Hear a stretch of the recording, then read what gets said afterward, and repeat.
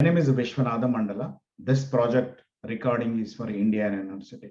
My project title is SQL versus NoSQL, a performance-based empirical proof of when to use what. In the abstract, we would see very broad overview of why not just RDBMS. And also we will see usages and examples.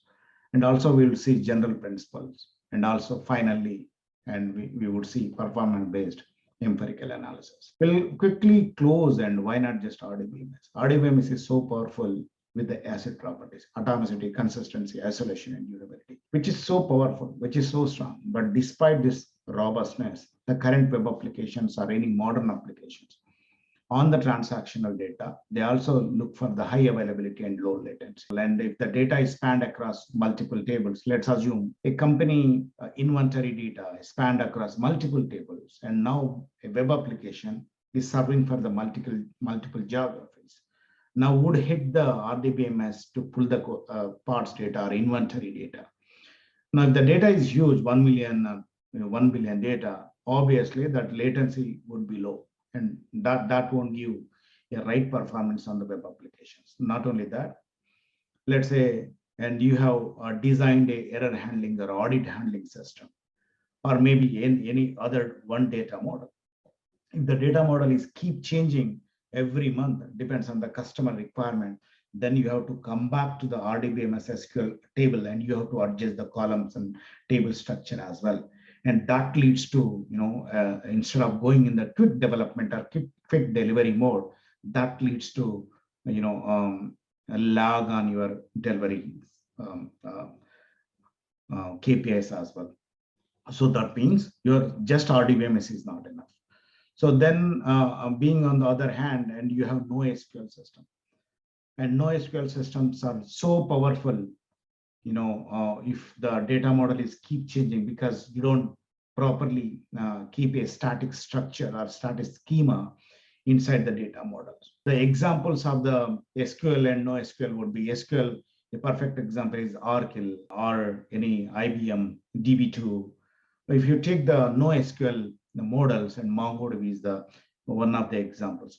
For this project, we have considered MySQL and MongoDB for this empirical analysis. General principle when to use what?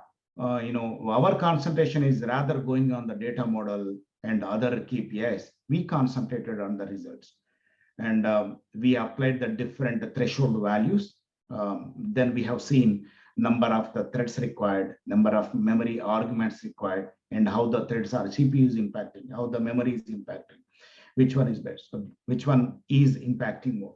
So that's sort of the analysis we have done. Next, we'll go to the layout of analysis slide. And we use Yahoo Cloud Servicing Benchmark is a specially designated tool, for comparing the results between different databases and with a different workload for analyzing the result.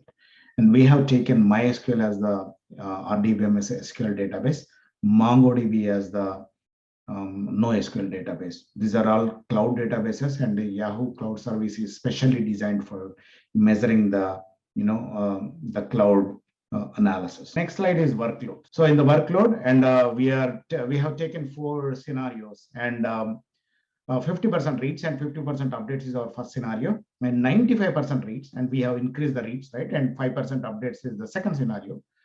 And the third one, and which is more suitable for the reads operation, that's why we put 100% reads. And the fourth one, 100% reads, but within that, and 50% updates and 50% reads. So that's the scenario we have taken. Thank you. This is analysis slide, and which is key slide. And we have done Pearson correlation test here, and which determines the correlation type between operation and the thread count. The 4 different operations we have seen in the previous slide, right? And workloads, and those are done analysis and shown the analysis in this slide.